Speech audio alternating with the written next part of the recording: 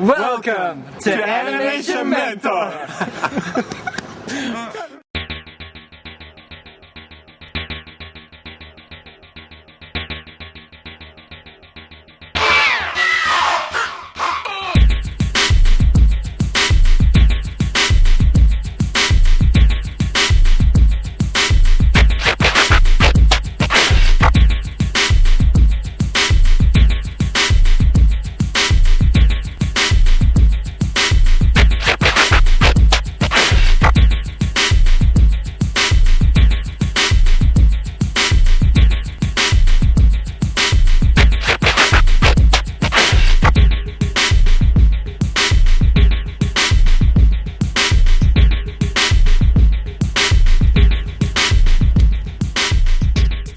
My name's Sean Kelly, and I'm one of the co-founders of Animation Mentor, and I'm also an animator at Industrial Light and Magic. Freeze frame!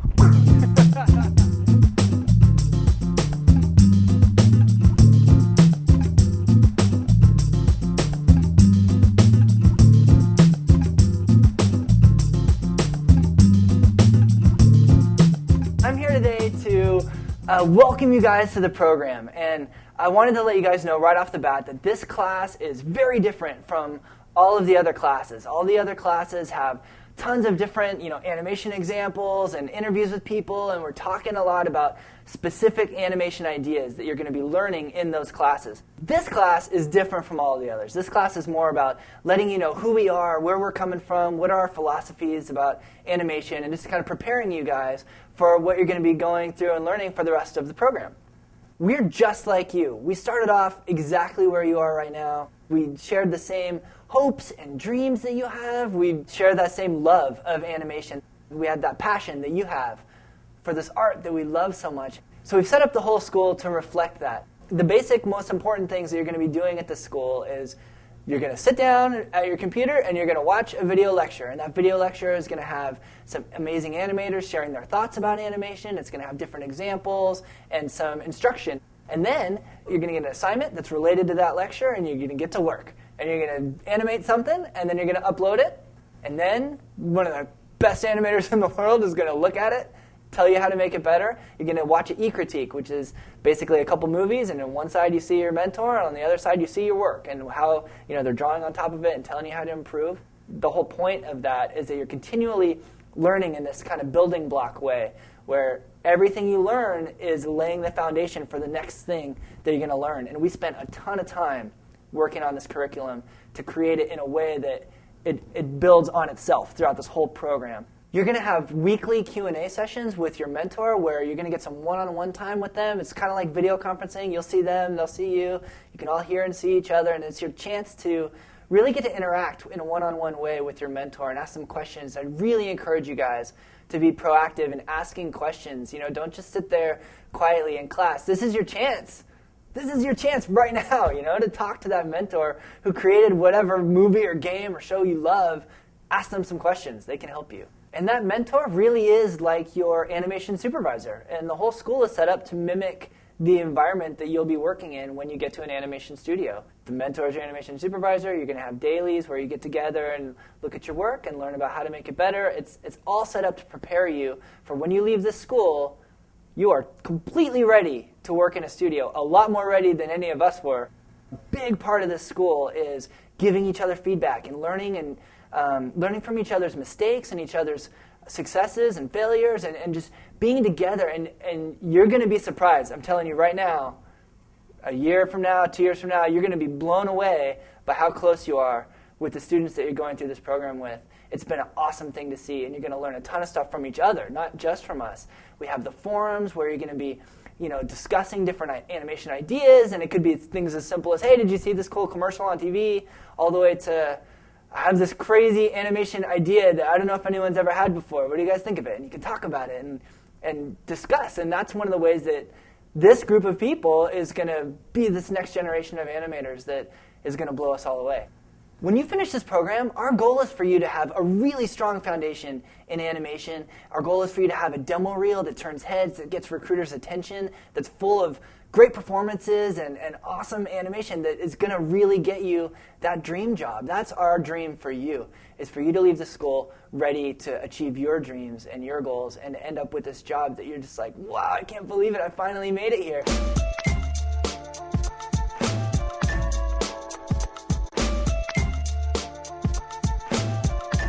Animation Mentor is so much more than just me, Bobby, and Carlos, standing around talking to you guys about what we think about animation.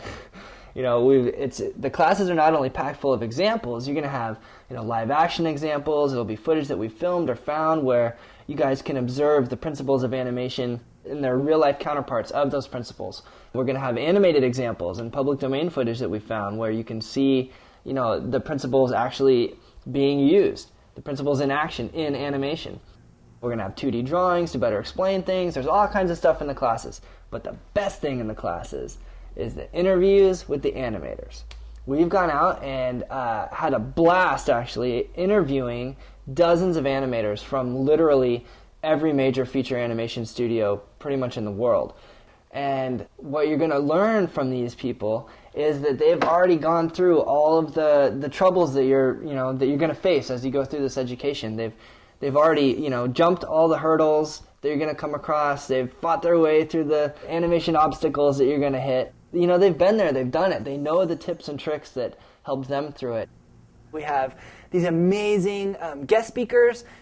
Some of my absolute animation heroes, like the animation superheroes of my childhood and my education and today, are guest speakers here at the school, and we interview them, and you get to learn about, what was Eric Goldberg thinking about when he was animating the genie in Aladdin, or whatever amazing interview happens to be on that week. That's one of my favorite things. I love that.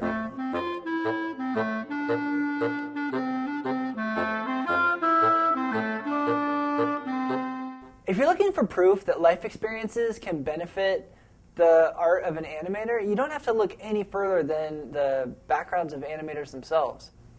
Man, I don't know how many people I've run into that are from so many different walks of life.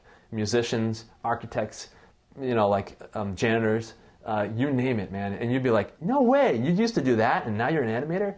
But you know what? Everything that you experience in life, you can draw and pull and apply to animation. I majored in advertising, but I was more of an illustrator. I used to deliver bread.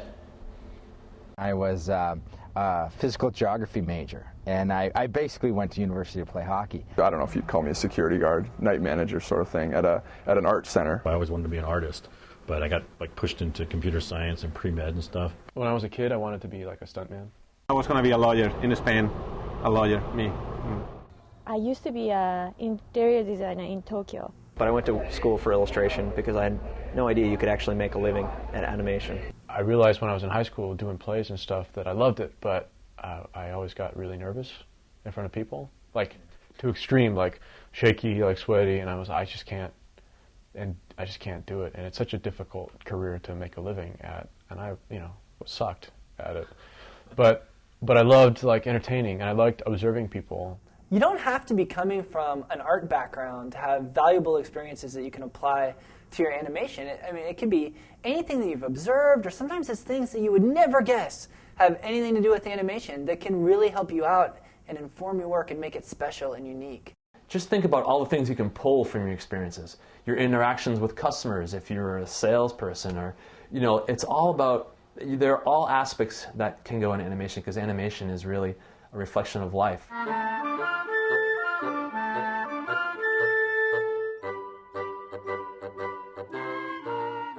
Go to the Cruise the Campus area and click on View by Country, and look how many countries are in there. That's showing you the students in the school right now and what countries they live in. And if you haven't looked at that yet, it's going to blow you away. There's a lot of countries represented in your class. You're going to school with people all over the world. And that's one of the coolest things about this school. It's an international community. It really is. We really want to encourage you to bring your own characters and your own stories to this art. I want to see stories that are about where you come from and about where you live at some point. You know, maybe if you live in Saudi Arabia and you really want to tell a story about a surfer in California, then that's great, and you should totally do it, and that's awesome. You don't all have to do some story that's about where you live. But hopefully, at the end of the day, we all will be bringing parts of ourselves to our work, and that's what's really important to keep in mind.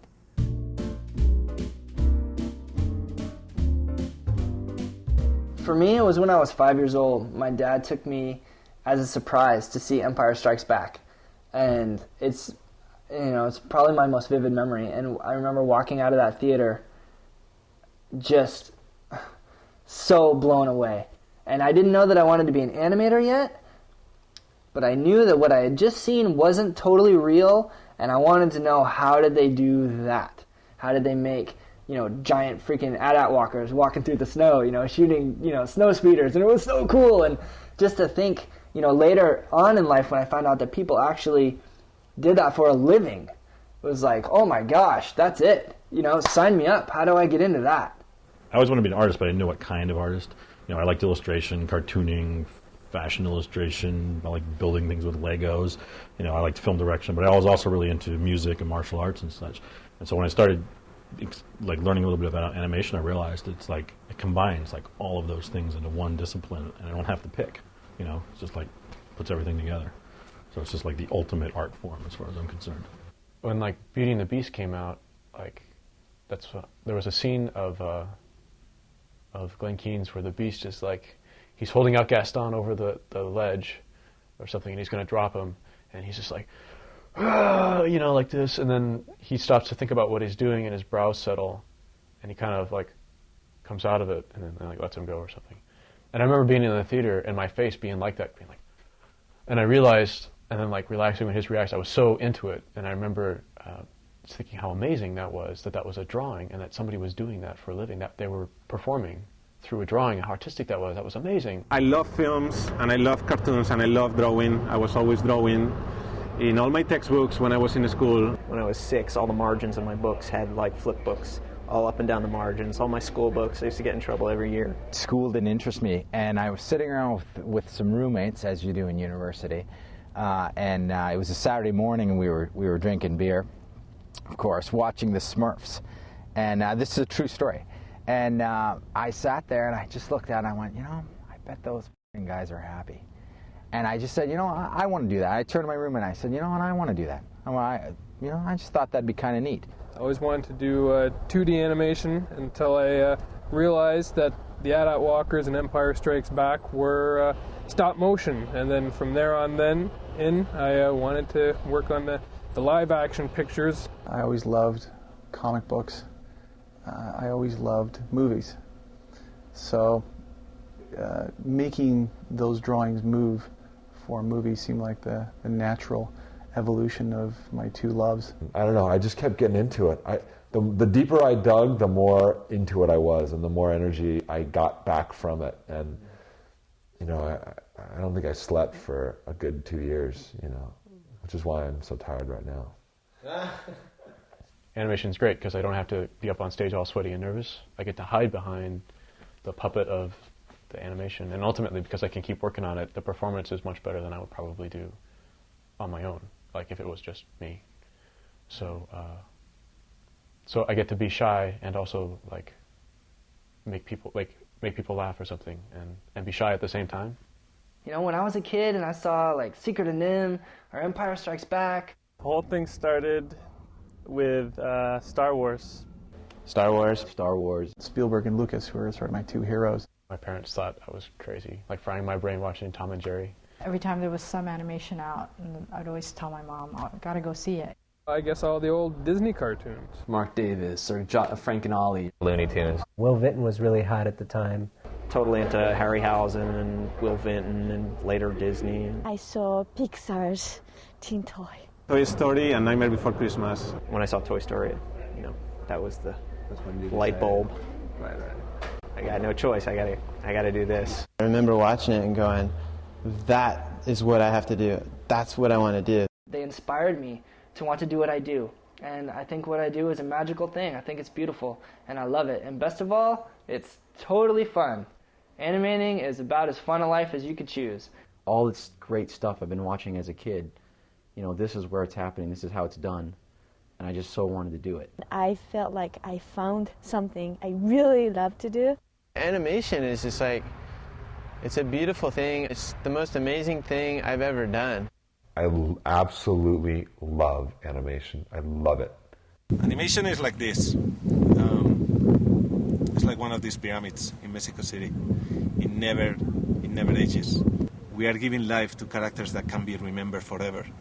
They can be on a screen for a long time. I mean, some of the old Disney films, Snow White, Peter Pan, Jungle Book, those characters never age. You start out as a kid watching it, and you know, if you can grow up and as an adult and be doing it, I think you're blessed, because it's a great way to make a living. And I get to take like what I observe from people around me in my own life and put that into my work as well. And so I find that like really, really satisfying. I love animation with all my heart. Probably the best thing about what we do is that it is never boring. Animation is always changing. It's constantly different. And because every film has different characters and different challenges, it's totally keeps my creative brain going. So I love it. All right, we're going to be hammering home a few things throughout this entire course. First of all, animation is observation. Second of all, planning is the key to a great scene. And third, basics. Without the basics, you've got nothing. Knowing the basic in animation is huge. To me, the basics is everything. Without the basics, you know, you don't have the rest of your performance to go off of. You know, it's like having a skeleton, or a body without a skeleton. You know, you need that backbone to keep your animation upright. As soon as you get into animation, you want to say, I want to act. You know, I want to make this guy do this and this character do this and run around.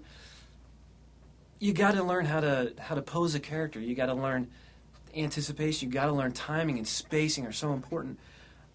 You know, it's like an analogy I think I heard somewhere, is that you got to have a wall in order to put a painting on it. You know, you can't just hang a painting without a wall. You don't think about what key you're going to press on the piano or what string you're going to pluck on the guitar if you really know how to play. You have to know the basics of animation so it's intuitive and you can get down to putting the emotion and acting into your shot. I have a perfect example for you of a student who thought that, he did like he'd seen a bouncing ball and didn't think he needed to do it, and you know what, forget it, I'm just gonna go straight to like a walk cycle. I'm gonna animate a clown walking, like on stilts with, carrying a balloon. I was that animator, and I'm telling you, it's the worst animation ever done in the history of the art form. So I would really caution you to never, ever, ever skip over the basics. That's why we're starting you guys off where we're starting you off, is because we don't want you to do any animation that looks remotely like this.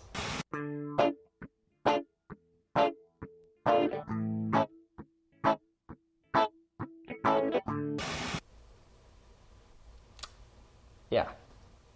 You cannot just, think to learn a software package, be it Maya or, Softimage or what have you, and think that you can animate. There's a lot of fundamentals that go with animation. Your squash and your stretch and your all the basics that you're taught in a course or at your school is it can't be overemphasized. Jay Rennie, one of the animators at ILM, told me that animation is like golf. There's so many different things that you have to keep track of in your mind as an animator if you want something to turn out well. That the golf is the same way. That was good tempo. And slow things down too. A little bit of the golf swing is turning the wrists over. Stand a little more up. It's unbelievable, all the different things that go into hitting that little white golf ball. It's very frustrating. If you're a great golfer, then you don't have to think about all the little steps. I'm a crap golfer, so I have to think about all the different steps. And as an animator just starting out, you're probably going to have to think about all the different steps. But eventually, you'll be able to just hit that ball.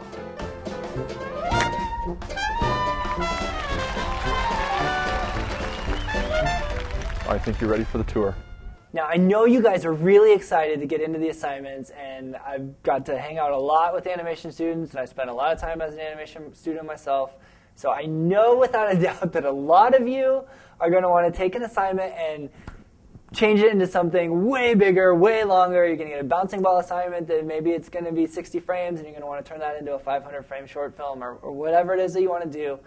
Please follow the guidelines of the assignments. And trust me, I know how easy it is to get really excited about what you're working on and want to jump ahead, but take it from me, that never works out well. So you don't want to end up with that, okay? So just stick with the rules, do your assignments. You guys are going to hopefully not end up with horrifying clown stilt walks.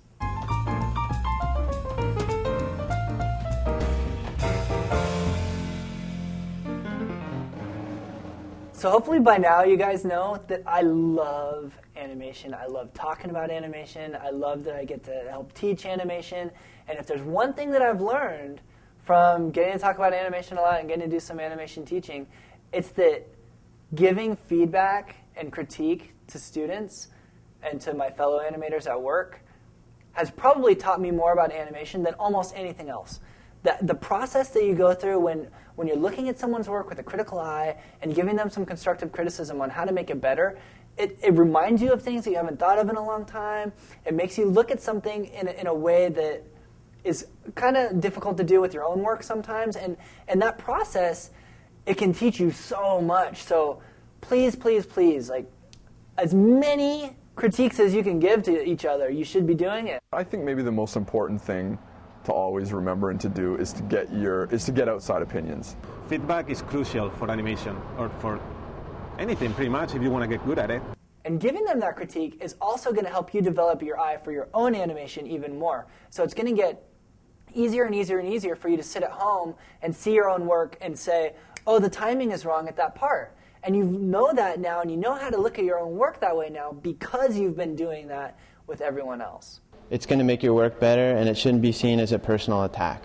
And I think it's hard to not see it as a personal attack, but the more that you get it and the more that you give it, the easier it is to accept that. It's just to make your work better. If you're completely new to animation and you don't know anything about animation, today's your first day. You're learning animation starting right now. Guess what? You still have a really valid opinion on other people's assignments. It's okay to give them your opinion, give them some criticism. It's all right to not know how to fix something yet, but know that there's a problem. And maybe all you know is that I don't really understand what's happening in the shot. That's super valuable information for the animator. It doesn't matter that you're too new to know how to fix it. It helps them to know that somebody didn't understand it. And that gives them a clue, like, uh-oh, well, I've got to figure out what's going on and seek some help on it. You all have a valid opinion. You don't have to worry that you're too new to give feedback to each other. You can all give feedback to each other, starting right now. I'm not the greatest animator in the world, and I know this, and so I have people look at my work for me. They give me ideas. If I don't like the ideas, I'll talk to them about it, and maybe their point is stronger than mine, and I will then incorporate their ideas into my shots. Don't worry if you're a tortoise. Take your time, figure stuff out. Don't worry about how bad you look. Don't try to look cool. Here at Animation Mentor, that's kind of the whole idea behind what we're doing. You're going to be showing your work to the mentors, and they're going to be telling you how to make it better. If you're too concerned with everything looking perfect, you won't actually grow. I mean, it's about failure. People who achieve greatness, it's because they're willing to fail and they're not afraid of failing. What? Don't be afraid to fail? What? What did he just say? That if I fail a lot, it's going to teach me about animation? That doesn't make any sense. Well, you know what? That actually is exactly what we're saying.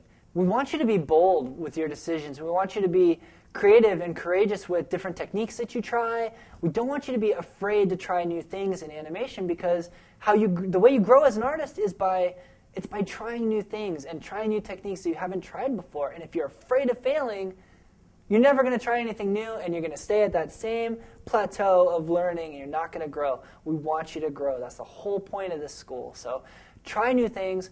If you succeed, great, you learned something awesome. If you failed, great, you learned something. It's fine. Take what you learned from it, move on to the next thing.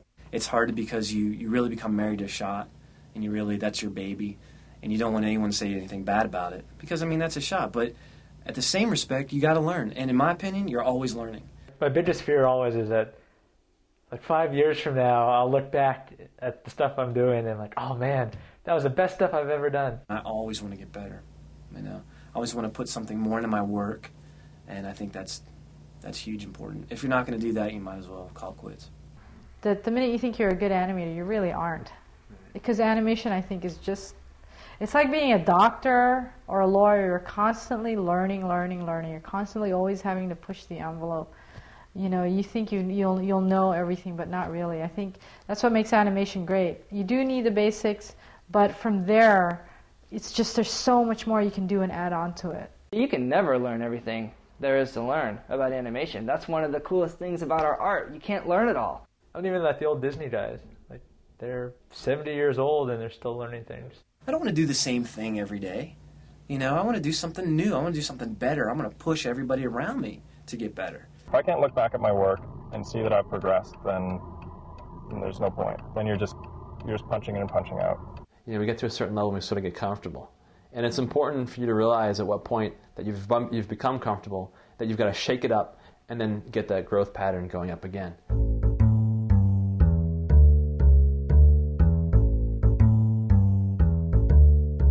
One of the most important things for animating is you have to stay inspired. You gotta stay inspired. And I know it gets kind of tiring, it can be a little tedious. Animation is not something that you just sit down for half an hour and pow, you've got an amazing animated scene. It takes some time.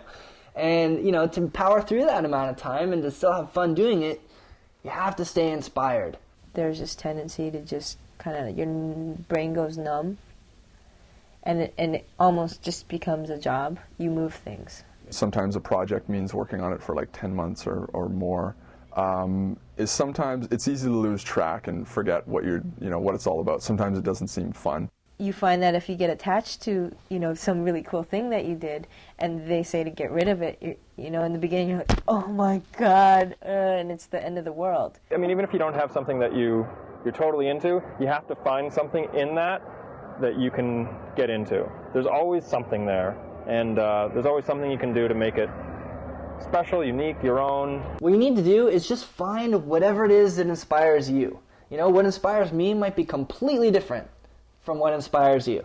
I get really inspired from watching films or reading stories or reading scripts. I get really inspired from reading comic books. I get really inspired from, playing a video game and maybe it has a cool story or an interesting thing happens or there's a cool animation in it and stuff like that. Fires me up. You gotta stay fresh, and the best way to stay fresh is to, see what your friends are doing, for one, because a lot of my friends are just amazing animators, and I just totally feed off of them for inspiration. For me, it's about going to like whatever the cool new movie is. There's artwork, and there's videos, and there's cartoons, and there's action figures. I get inspired because I think the job is cool. None of the things I do to stay inspired are work-related. Get away from the computer. I love to read. I play with my son. Life drawing classes. Oh, man. Flip through comic books and children's books and art books and things like that. Looking at work that's way better than what I could do. Directors that I admire and that I learn from. Finding something cool that someone else did, and it might be in nature, something that God did or whatever. People whose work that I've seen that I'm like, I want to be like that. Play guitar. Cartoons with the sound off.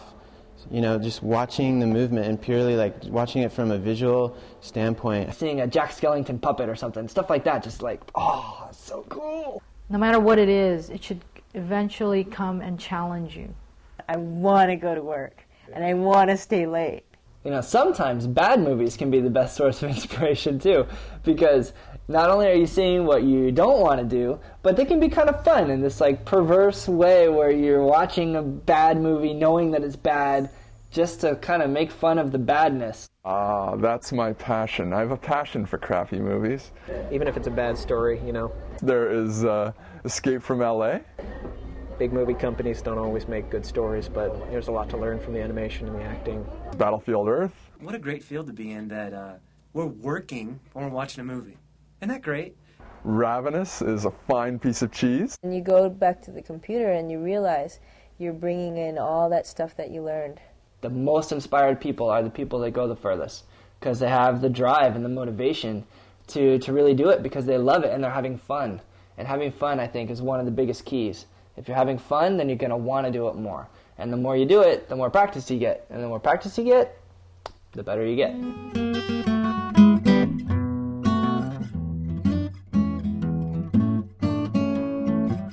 They're probably wondering, who are we? Who are we to say how to animate? Or, who are we to think that we know the best way to do things?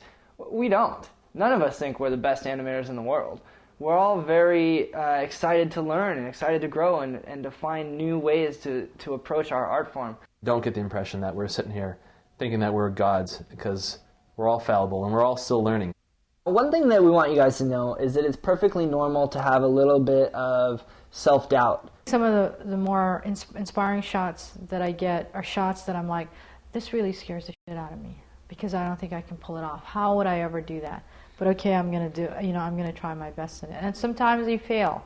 And sometimes, rarely, you'll pull something off that you're like, I really feel good about it. There's a lot of soul searching with, I'm a hack and I shouldn't be doing this and stuff. And, there's a lot of questions, especially halfway through a scene, third day of a scene, and you haven't gone anywhere. And you're just like, your time's running out. And the first day was all right to piss away because it was no big deal. It's the first day. And the second day it was just like, it was a bad day, I'll come in tomorrow. And then by Wednesday, and you have to show something pretty soon. And by Wednesday you're starting to get into this thing where you're just like, you know what, I can't animate. I think I should tell somebody, I should get them out, Maybe they can fire me and get somebody before Friday and still get the scene out in time, Hopefully by you guys hearing us talk like that and understand that, it's a nonstop process of being an animator. You're always learning. You got to be open, and you keep on growing. That's how you get to be better and better and better. And I think that applies to life. Attitude is such a big thing in animation. Attitude means a lot more than you'd ever think. When you finally get into the industry, please come into the industry with a super positive attitude. When you get out in the real world, a director's going to be saying, okay, yeah, that looks kind of cool, but you need to change this, that, and this, and change that part and move that over there and don't have them do this. And you have to be like, all right, man, and sometimes you're kind of bummed because maybe you loved one of those moments. You got to just be careful not to fall in love with your animation too much. And when you get back to your desk, you just have to have that attitude of, all right, then I'm just going to make it even cooler. If you have a poor attitude, that can get you fired pretty quickly. Because everyone has to work with you. Producers have to be able to work with you. Anim soups have to be able to work with you. Directors, no one wants anyone with attitude. There's no room for an attitude. It's about teamwork as well. You're one part of a pipeline. You know what I mean? And if you work at smaller companies, sure, you get to do other things, but inevitably you can't do everything yourself. You've got to work with other people. You have to be a great person, and you have to be humble, and throw the ego out the door, and you have to be willing to collaborate because that's the environment. Don't think you're king of the hill, because there's always someone out there better than you at one task or another. I've gone through phases where I'll say, hell, I'll show the janitor, my shot and see what he thinks. You don't always have to take to heart everything people say, like in terms of their reactions to your shot or whatever, but there's maybe a little nugget of, something in there that you can bring to your shot. Eventually it'll be seen by people. If you hear one person say something, that's just their opinion. If you hear two people say it, all right, maybe you better pay attention. If you hear three people say the same comment about your shot, you really can't ignore that because you're creating something for an audience. I don't think you ever find a shortage of people wanting to give you their opinion. So it's out there if you want it. Look for it and get it. It'll make your stuff shine. Being an animator is all about hearing that you did things wrong and learning from it and growing from that. Again, positive attitude, please. There's too many egos out here, and I need more positive people with me. Thanks. Animation is observation.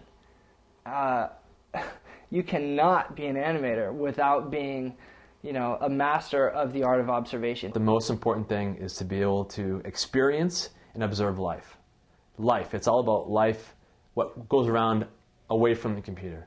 It's the computer is merely just a tool. It's just like a pencil would be to express yourself. So you got to look at it that way. It's one thing to master your tool because then you can really get everything out of it.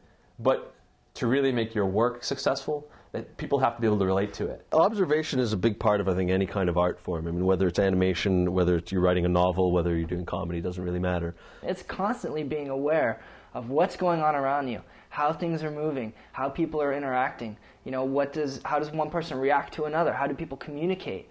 You know, how do different materials move differently on different surfaces? I know I used to take so much for granted about what was going on around me. And I found like there's amazing stuff happening everywhere if you just take the time to like observe it and acknowledge it. I think we're all little libraries walking around with our little catalog of how stuff moves. Putting my mind in that mindset has opened up my eyes to like the world in ways that I never would have, that I never saw before. What you guys need to do as animators is to build like a little filing cabinet in your head and just start filing things away. If you're sitting in a coffee shop and you know you see a couple they're in love and they're sharing a milkshake or something, you know, watch how they move or how they maybe barely hold hands and their fingers just kind of barely touch or something like that. And little interesting tidbits like that, you file away in your filing cabinet and you start using those later on in scenes. Someday down the road you're going to have a scene where, you know, a couple people are in love and you're trying to come up with something that isn't cliche and it isn't boring and it hasn't been seen before. And something that you saw that couple in the coffee shop do could very easily take your scene from being mediocre and make it something special and memorable and something that people actually identify with, because they'll see that little, you know, finger touch or whatever it is as something that seems real, it seems alive. It makes life fantastic for me. I know this just sounds like totally nuts, but it makes life totally just wonderful to be like, that's amazing. You know, you just be in a coffee shop and you're sitting there like, it's awesome. It makes you feel more as an artist, more rich and deeper. And the more that you do that, the way better performance you're going to get out of your characters. And it's actually going to make your job that much more fulfilling, because everything that happens around you becomes interesting. In a nutshell, get outside, experience things, away from the computer. It'll only take you so far. And not only the benefits to your work, but it also rounds you out as a person, as a human being. I didn't expect it to come out of animation. I didn't expect anything like it, but it's what's happened because of it. And I love it. I love that part. It's like it opened my eyes to like all the great things that happen. I love going to the park, watching people, you know, going to the airport's always entertaining, because, you know, you got so many walks of life walking around there, and just how people walk, how an overweight person walks, how a thin person walks. You know, it's something that for me to act out, you know, okay, I can an overweight guy, but to act like a thin guy can be a little difficult at times, you know. My wife gets angry with me because I'll always notice things and start talking about it, and she says, you know what, I don't care. I have no interest in what you're talking about, you lunatic. When your business is making things move, it's sort of like you do pay a little more attention to how, you know, something moves, you know, how a dog trots or how you know, a cat, you know, kind of stealthily, you know, creeps along your sidewalk or whatever. I don't care what the source is. It could be photographs, it could be comic books, which are an awesome source for posing. You know, soak up from every source you can find. Just be like the big animation sponge and just soak it all up.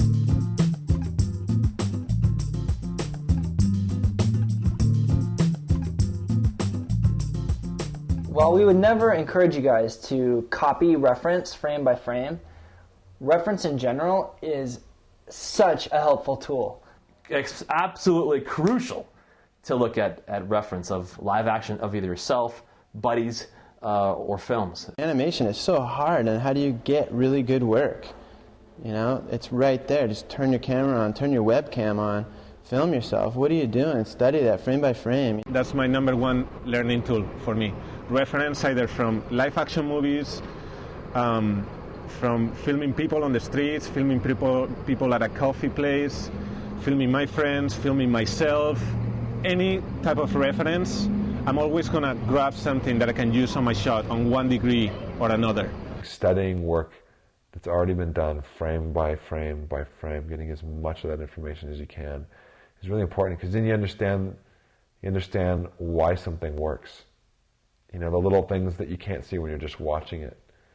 You can dig in and really see well, that's how you do that. It lets you observe reality at your leisure. You can watch it in slow motion. You can watch it frame by frame. You can watch it forwards and backwards and watch it 20 times. You can pick up something that you wouldn't even thought of, like a certain eye twitch, or the way the character kind of turns their head when they deliver that certain line, or that attitude or that emotion, how they deliver it. You might be like, oh my gosh, that's a subtle body language that I wasn't immediately coming to mind. There was one shot I did on A Bug's Life that was actually cut. Flick comes out and he does this whole thing, like you run around doing hi-ya, you know, and then you turn out to be a bunch of circus bugs. And he did this jump. It was this karate kind of kick thing where he jumps in the air, kicks, lands, and when he lands, because he's a dork, he falls off balance. And that landing and falling off balance was so hard to do. And again, it was something I could think about in my head, and like, okay, I understand the physics of how that's going to work, and I feel my own body doing it. I understand that. Okay, I think I can animate that. But I got into it and found that I could not, for the life of me, get this hips going off balance, everything going off balance, foot going off balance. And so I went to the mirror room and I recorded myself. And what I noticed, and I recorded myself doing this thing, 10 times or something. What I noticed is that I wasn't getting the hips. And the hips were doing the total opposite of what I thought they were doing in my head. And it was fascinating. And it took it took me probably a half an hour watching it over and over to really, that's it. It's the hips. That's what I'm getting wrong. This one little component. And I went back and within 10 minutes I had it. If you're just out in a park and you see somebody throw a football, that's great. And that can be like really great reference, really great observational reference for you to file away in your head for later use. But if you're really going to animate a dude throwing a football, it might be a little more helpful to have video reference of a guy throwing a football and really get to take time to study it.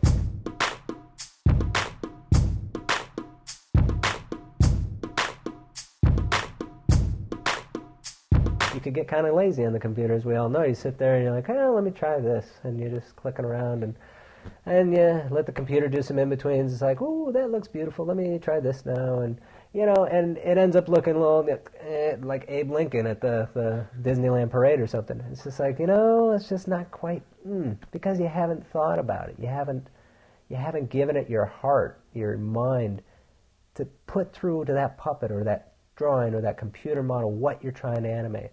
And I think you're cheating yourself, you're cheating the audience, and you're definitely cheating just your animation there because it just doesn't hold up. What I want is like a clear image in my head before I actually touch the computer of what I want to do. Because I found that if you don't know what you want to do and then you hop onto the computer, it takes like 20 times longer. If you got off your lazy butt and actually, the arm reaches out here and, look how far back you're stretched out, and act it out, so much more comes through when you act something out. So my workflow is absolutely have a clear idea, try to get as clear as you can of an idea of what you want to do. Talk to the director, talk to peers, get that creative juices going, and then act stuff out. Then you time it out, mark it up on your X sheet, in thumbnails, notes, whatever it takes, and then you're halfway there. I'll also spend some time like sketching out the character, looking at the model and sketching it so that I am familiar with the shapes, and also so that I'm freed up once I start planning the scenes, because doing thumbnails is probably the quickest way of generating ideas. It's faster to do a scribble and a drawing, a thumbnail, than it is to make a keyframe. I don't care what you say. It just takes a second to draw a little stick man, and you can find a cool pose, and that pose is okay, and you keep drawing, that one's better, that one's better, and in doing that you can find the best poses and the most dynamic poses, and you can start to think about your timing and think about what's going to happen, and you can try out ideas on paper really quickly before spending all that time in the computer, posing out your dude and going through all that stuff. It's a whole lot faster just to get into a piece of paper and do a little doodle. Just look at it over and over and over, and then just kind of let your mind go and just start thumbnailing. I'll doodle out a few poses. Oh, this would be kind of neat. Okay, well, do I have time for this? Whether you can draw, you can't draw. That's sort of irrelevant. Of course, it helps if you can really draw the form space, but all you have to work with is basic shapes. I think if you can envision a pose in your head, it's always easier to put it in the computer. And I would say that is very important, in that you're able to envision the pose and the performance. That's always going to be an invaluable part of the acting process. You might not be, you know, Rembrandt or some crazy artist who's going to know how to draw the figure. I certainly don't, but I'm able to kind of know how the flow goes through the body, and I would have only been able to do that through practicing drawing. So I definitely encourage you guys to draw every day if you can. I'll have a piece of paper in front of me and just doodle after doodle after doodle, and often just the same few drawings, and just working on the posing of it. That's pretty much about a day and a half of that before I'd even start posing it out in the computer. You can also really quickly in that time explore a lot of different avenues and hopefully show to your animation director, and then being able to understand where you're headed before going into it in 2 days of work or a day and a half or a day or whatever. And in half an hour, you can walk up to them and be like, "These are some of my ideas. What do you think?" Yeah, it's funny. It sounds so basic, but it's something that people miss all the time. Now, as you go through all these classes, we're going to be talking about the planning packet, which will grow as you move through our program. Initially, it's just going to be a thumbnail sheet, basically. It's going to be a piece of paper with a bunch of squares and a little blank underneath where you can write the frame number. So you're going to draw your little thumbnail and write what frame you want that pose to happen on, and you can just go through and use that as a planning tool. And as you move through the program, it's going to get more and more advanced, and we'll be adding pages. It's going to end up being 4 or 5 pages, and there will be, you know, acting pages and dialogue pages and things like that. But to start with, it's just going to be thumbnail pages. But those, you know, potentially are the most important pages for you to play with. So once you get your planning packet, you know, I'd really encourage you guys to print out a bunch of those pages, or go to Kinko's and make a ton of copies of that page, and just thumbnail your brains out. Go for it, man. Thumbnails.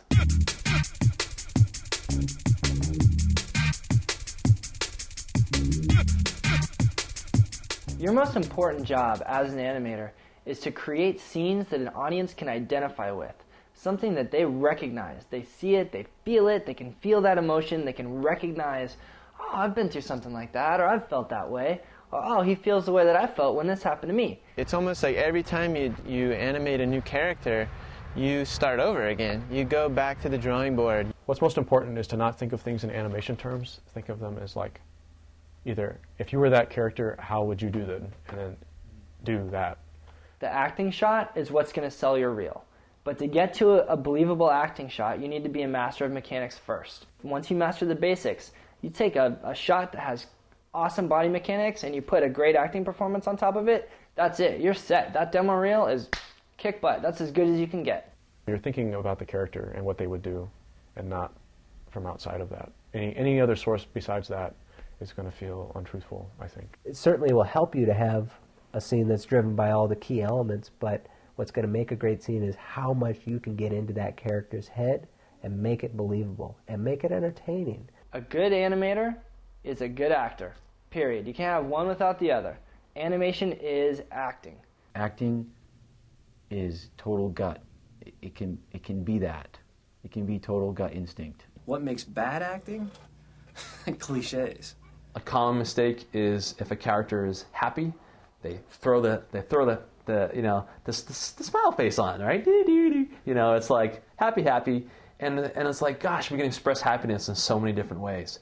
You do have to have the makings of a good shot to begin with, you know, like a cool camera angle and cool action and all of that. But, you know, anybody can pump out an animation for that. It's only the person who's really thinking, like really with the character and putting that little flourish in at just the right moment. That's like, yeah. Anybody can do a dialogue shot, but only an actor can create something that's evocative to an audience. There is a space, no? The screen, the character is inside the screen and I'm outside.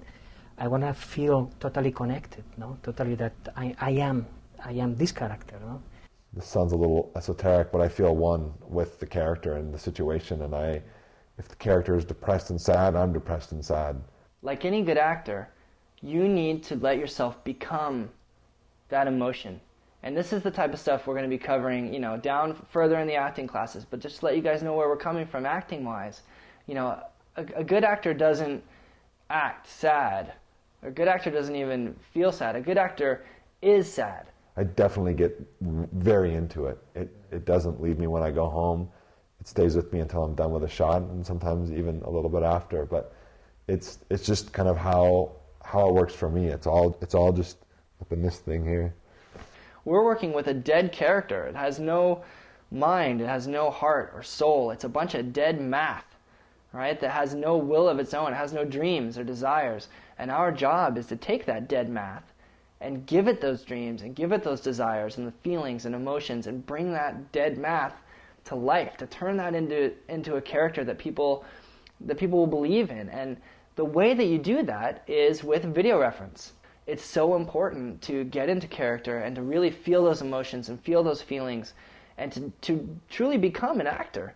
And then if you do that, just, let's say you're doing a dialogue scene, you just let the dialogue play over and over. And over and over. Over and over and over and over. Literally like hundreds of times. Basically, just listen to it until it becomes a part of you. Until you know the words so much that you don't have to think about the words anymore. And all you have to think about now is the feeling and the emotion and what's going on around you and where did the character come from and where is he going and what does he want in this scene. You're taking the story and you're telling it through characters, and really the bottom line is you need to connect with the audience. And you need the audience to believe that this is not an animated character, that this character is just alive. And they're sold.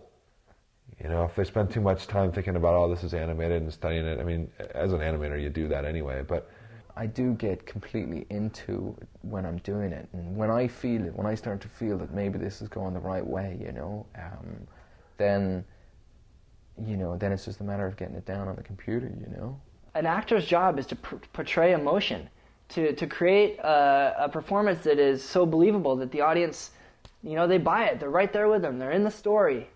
That's their whole job. Their job is to let us see into their soul a little bit. So as an animator, your job is to take the direction from the director and to translate that into a performance and emotion that is believable to the audience. And the way that you do that is you tap into that filing cabinet in your head, or you observe the world around you, and you observe, how does this person act when they're in that situation, and you do your best to recreate that in as believable a way as possible.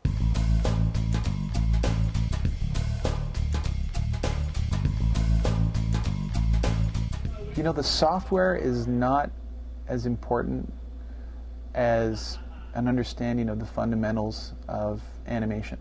A lot of people have spent so much time learning about the tool that they forget to learn about the art.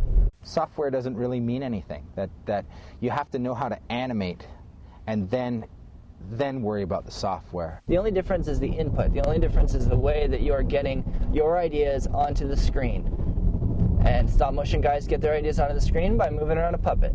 And 2D guys do it by putting a pencil on a piece of paper, and I do it by moving a mouse around on a screen. It's just the tool. In most major studios and game studios too, if you are an animator and they can see that you understand motion, they will train you on their software. It's all about your study and observation of life and how you interpret that and put that into your work. It's no longer about if you know a software package. It's about understanding animation and what makes animation good. I didn't know one thing about a computer. I didn't even know how to turn them on when I arrived at ILM. Honestly, my clock on the VCR bleeped 12 for about 5 years because I couldn't figure out how to change it. No, it's software. I didn't know anything. I'd never owned a home computer. I still don't own a home computer. At the end of the day, you're working with poses and drawings, and in the computer, it's the same thing. The software is so user-friendly, and there are so many technical people at any big company that they'll show you how to do things. You just need to have that sense of animation. At the end of the day, if you're confident in your abilities as an animator, the hotkeys aren't going to matter. It's doing great animation isn't dependent on the technology. The software comes and goes. You get new versions of this software that comes up with a new version tomorrow, and version 3.7.4 comes out the day after tomorrow. A lot of studios, especially feature, they have their own proprietary software, so you can't learn their software. So what's the point of it? I cannot stress how important it is to actually focus on what you are doing, not what you're using to do it. If you want to be a character animator, animate characters. Don't waste your time, modeling like really intricate models when you can get simple ones for free that you can practice animating with. Just animate, animate, animate, animate. Don't worry about how something's chained if you don't want to be a chainer. You could use Maya to do all kinds of crazy stuff, like model and rig and make tornadoes fly around and do whatever you want to do. But at the end of the day, if you're a character animator, Maya is your pencil, and it's nothing more than that. It's just your tool. Try out everything and decide what you want to do, and then go full force into what you. If you want to be a layout artist, that's great. Layout artists, talented people. Companies need layout artists, but don't worry about your character design or your animation ability if you want to be a layout artist. If you want to be a modeler, then spend all your time modeling. One of the most common mistakes that I see early students make, like when they're just starting out, is they rely far too much on the computer. They let the computer do all these in-betweens and make all these decisions for them. And the mistake in that is because the computer isn't an artist. It's a calculator, basically. It's just going by math. With the computer, you can get real lazy, even lazier than me. And like I said, let the computer fill in the gaps, and that looks very mechanical. You always have to keep in mind the lead and follow. That you're always going to put in your drawings to make sure it looks pretty. Make sure you put that on the computer as well. It'll just keep in between like crazy. So then the problem is sometimes you can get lazy, and then those infinite number of in-betweens that it's great that the computer can create those, but it can also be really bad that it creates them that easily. So then you lose sight of telling the computer what to do. So you always have to tell it what to do, otherwise it'll just make things nice and smooth and slow and floaty, and that's not what you want. You have to be conscious about adding in the regularities of life, when you want it, when it's necessary, where it's necessary. The computer can't create any kind of emotion for you. It can't create good poses for you.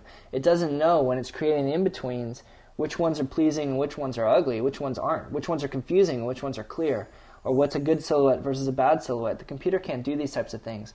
You have to take the reins in your animation, and you need to be the one that's in charge of what it looks like.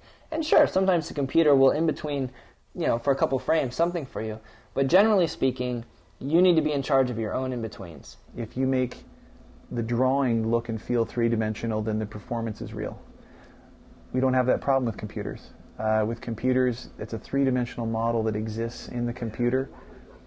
Anyone can take that character, whether it's Yoda or the Hulk, and rotate it and adjust it and put it at whatever angle we want, and it's always going to look perfect because it's a three-dimensional puppet and not a drawing. So at that point then, you're not limited by the draftsmanship, you're limited by the potential of the animator as a craftsman in the art of acting and performance. One of the best things I ever did for my animation was when I was at Disney, I took some 2D animation classes outside of the studio, and I did that just kind of as a continued learning thing. I thought if I can kind of learn some 2D animation, that'll really help my 3D animation, and I was right. It really changed how I saw and approached animation. CG animation is exactly the same thing as 2D animation, which is the same thing as stop motion animation. It's all different tools using the same skill set, the same principles, and the same ideas. Stop motion is you're giving like one performance that you'll never ever be able to do again, and you'll think of things in the middle of the shot that you can only think of because you're right at that point in the shot. You make some decision to go somewhere else, and you'll never be able to replicate that when you do it a second time. And so it's kind of about giving a single take, where I feel like the computer animation is more like making a painting, where you can kind of work on certain parts and I'll change this, I'll change that. You can really if you need to get a certain perspective on something, you can really play with your drawing and form so that it looks right. But really, if you look at it in a 3D world, maybe the arm is, to really keep the face, for instance, in a turnaround shot, an acting shot. The only thing I don't like about that process in the computer is I think that you lose the spontaneity that you get by doing something once. Try to experience other mediums if you can. You can make a wire puppet you know, not very expensive. There's little cheap frame grabber programs on the PC now that you can buy for not very expensive, and just kind of try just doing motion tests, motion studies. For one, it's really exciting. It definitely gets the creative juices flowing. It makes you think more about what you're doing, and makes me feel more like an artist, and that's the thing that I'm searching for. Like in Dinosaur, you know, when we see Baleen walking around, I couldn't have done her in stop motion to look like that, but that's my animation coming through with all the nuances of the computer. That's awesome. I couldn't get the puppet, the physicality of dealing with a stop motion puppet, which I love that, so I missed that. But you know, do I still love animation? Of course. You know, it's you wake up and you think, wow, you know, I can't believe doing this for a living. You know, the secret's out. Shh. Even 3D animation is 2D animation in the end. Once it's rendered, that 3D animation becomes a two-dimensional image that flips on each piece of film, one image, you know, per frame, 24 frames per second, and that makes animation, whether it's stop motion, traditional, or computer animation.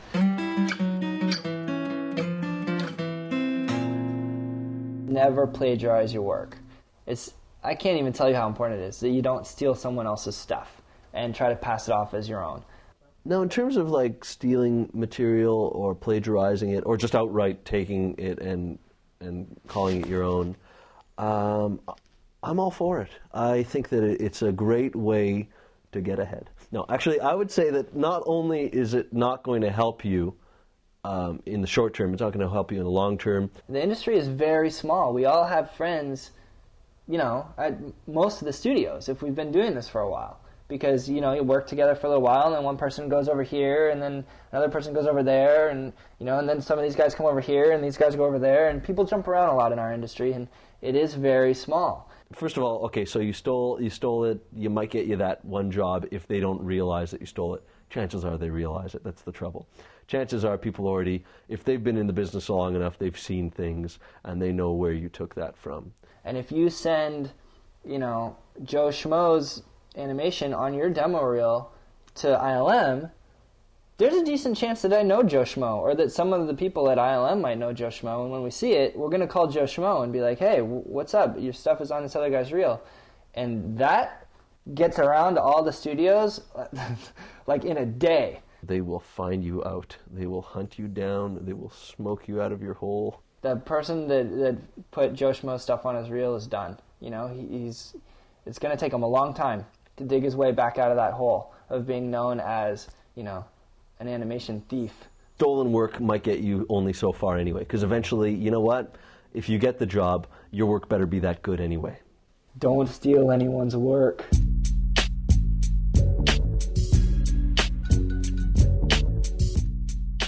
So hopefully today has been a little taste of kind of what's in store for you. We touched on the importance of planning and observation and how much observation will affect your animation.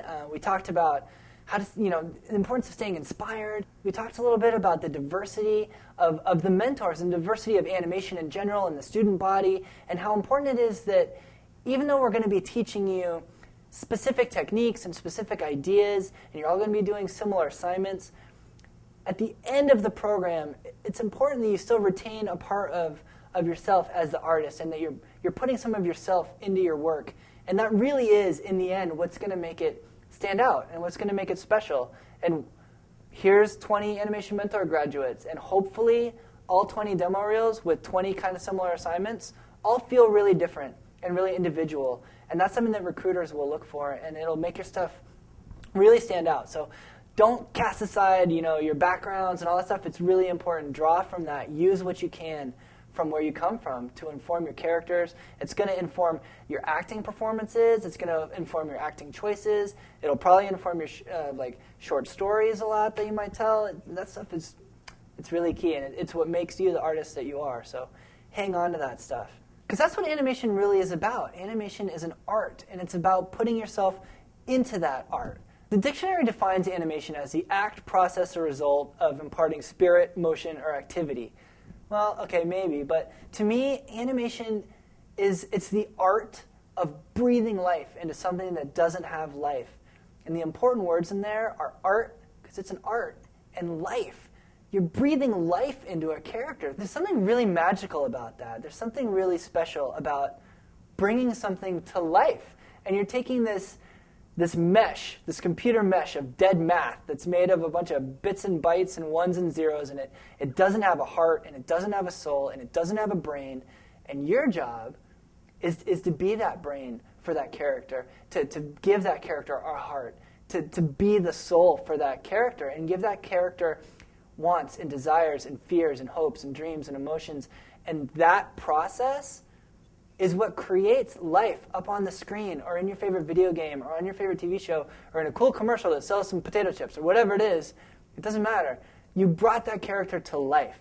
It's a special thing. And I just want you guys to keep in your mind that as you go through the program, there's going to be some late nights. There's probably going to be some frustrating moments. But at the end of the day, when you look back and you see something that you brought to life, I'm telling you, there's nothing better. So welcome to Animation Mentor. We are so excited for you. We can't wait to see the animation you come out with. And just one last time, I want to encourage you to put your heart and soul into this, and you're going to come out with something special and a demo reel that you can be proud of. Welcome to Animation Mentor. Hey, my name's Sean Kelly, and that sucked. Oh, crap, dang it. 1, 2, 3. Welcome to Animation Mentor. You guys did that whole intonation. Welcome to Animation Mentor. Welcome to Animation Mentor. I said Animation Mentor.